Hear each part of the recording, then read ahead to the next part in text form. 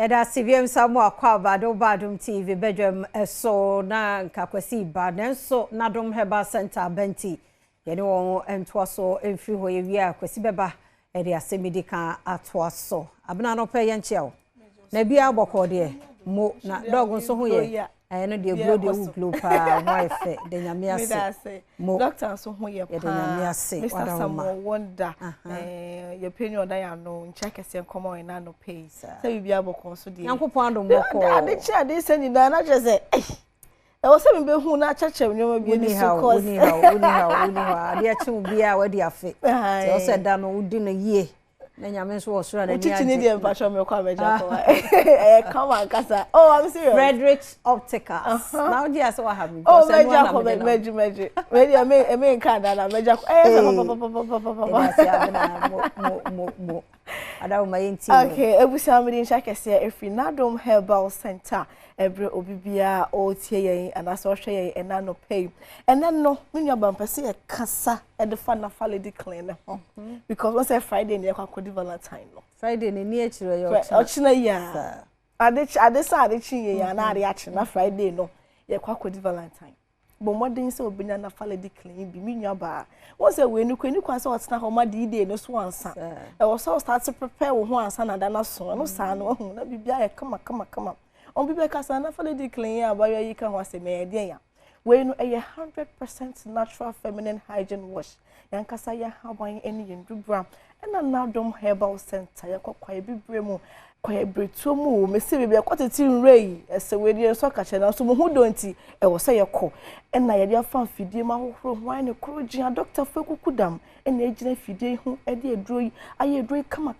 kama ye wie no ye de egu ne tuom asawa ehye ho entu be hwe kakra egu asawa ne na de akwa ma kira wodi be hya hemfie ho sa hemfie ho nom na keka wo ensoansoa na abegu ho me se obi won motumi ti sa onam abonti na owi adenti na wo se ba ne sa menua ba ma wo ka nya wo ka engu ho ani masesa wa abonten bo modern se won sa ebeka nafa lady clean ebe hwaboa eyi sa ha onyi na ede fi ho no mo ede ama ebia wo anase abrabo mu semunti no ama hemfi ho no mo ebia ayebisi besa ukọ partner ho po na wo yem ehyehew adenti na wo sa eba ne sa bo modern se won sa ebeka nafa lady clean bi ebe hwaboa eyi sa ha onyi na efi ho no mo ede ama so dem di kankan no 100% natural nkonko yuzu wie nkonko nya akira sembia dabi enti se nsuo na egu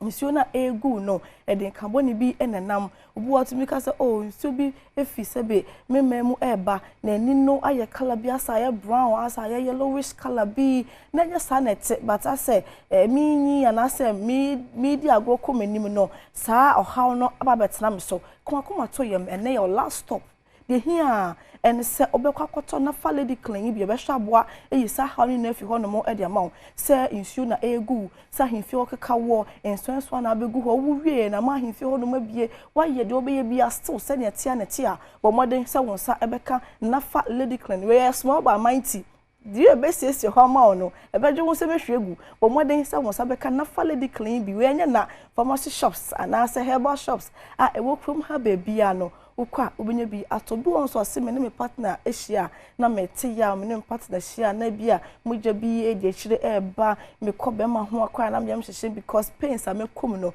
koma to you now their friend your number no ege 053 11 56 556 053 11 56 556 send your how ni tibia no fabada Nadom Herbal Center ebehwe na yatenete ede amaw enti no we no eye nafa lady clean ebehwe aboa sisi woman mu na nim say nsuo na egu no nka na ba betena ho no eye science a ehrew say bibi enkoye ewo nipadua ni mu bibi na enkoye nde na obeye abetu ase eno no behia nafa x-vein mixture ene ne capsules nafa x-vein mixture ene ne capsules eno no wo benom oyo oba ohia sa kombo miensa we nafa lady clean nafa x-vein mixture and then the capsules and also a purely herbal obenom no na de wo system mu de na mo mogya mu de wo mu ni na obedwonso ni na amano aba besene to your boss name di kan no behia nafa x-vein mixture nafa x-vein capsules and afen so nafa lady clean e be hwaboa e sa how ni na e de fi ho no mo e de ama na nafa extreme mixture ne capsules so mema betima no mama no ye yie me pa chow na wan fa no bia ma no de e wa kire ho man ti amfa ma ehu hia me ye pa obu obeka so me nya infection me treat me ho so for us our girlfriend and also our boyfriend who treat us our partners who treat him because infection is a sign so who to go treat you obi until go for make say o me treat sa enko who treat you no o partner in treat obi so multiple partners on to me kan twa mu ni na say o mu treat o mu de enti no ya na wa hwe na watete so ade say nya sa how no be wo ho sa ukọ we ho no asan konya ukọ we treat hu so da bia na infection no e wo ho because who treat no partners when treating no wife when treating no husband when treating no ti uto extreme mixture na capsules na o modern asa partner so ono so be num bi na mu nyina no a balance e sa na bo se betu ase so won kwa no na partner no ma de bia na infection no e wo ho e ye nafa extreme mixture ene ne capsules pe binom na into infection asini na emfa emma kwa ni pe de we ye nyoma e kan ye ho e ban so a menhwe na entena ho obi otumi ka so me be ma no kra anya se ni ade wo me so a sha ase e phone afon ye ketekete mpacho bo modern se won sabeka nafa extreme mixture capsules because infection no etna wo so cha etumi ma be ma no phone bo so be ma no na ano no aye red na nso aba abegu hu bo modern se won sabeka nafa extreme mixture na capsules e be hwaboa e yisa how ni na e de fi ho no mo e de amount ye number no e 053 1156556 053 1156556 endrin so enye na pharmacy shops and as a herbal shops I wo krom ha bebia no ukwa obenya bi ato ho fe emo ho fe no enye woka ema woka enye woka no to nku papa sra wo to rega kase ne ntare kase ne mpaboa kase yen ka se nto to she because ni na ho hia na wo yesa na mani na aso no na wo bo ahemfie ho so ka what I say suban no ene ahofe no nini na ado beko na so ahemfie ho no mu nkoyi sister obesan so babak mema no so nyomu na ne betima aka cho so me ko ho no mo enye kama obi wo mu ka na de nam ho saa beka so obi na tie kura se na oyo de bia no bi ye de bi hwe de check the engine nyoma nkoyi wo ho bo modern se won sa ebeka na fa lady clean na fa x-ray mixture na capsules ebehwa boa e sa how ni na efi ho no mo e de ma say ya wo mu sem say infection wo de send your how ni tie bia no fa beda Nadom Herbal Center ebehwa boa e sa how ni na efi ho no mo e de ama me sanso e de number no atodwa biom e 053 11 56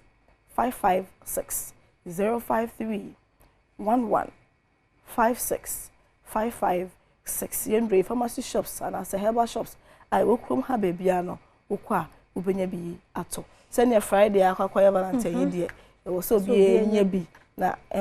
enchim wo be se suda dem sa kwala mono no mentence ha ma ka anyo kawate wo modern ebu ho no ka so mini infection all right but wakwa obey dey so to be sesie hu na ahemfie ho di mu na sipi na sita no sa no na na hye na henema no tutu tatai e kopie mu ahemfie otimi se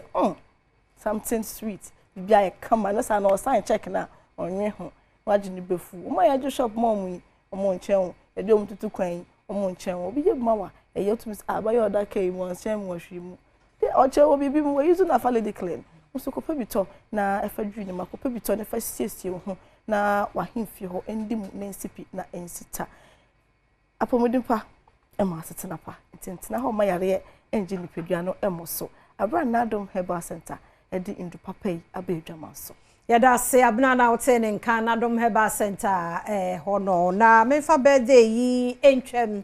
happy birthday enko ene wanya 60 years 60th birthday ekwama Dickness ama kudum ajeman Dickness ama kudum ajeman erade onshira owo Resurrection Temple Adenta Paris Chapel eno ti ona daso no wanya 60 years erade onshira onyo kese no mo asumfra dumu enkwa adumu Dickness midi afia amankwa tamaklu kwese aye krado asemidika etwaso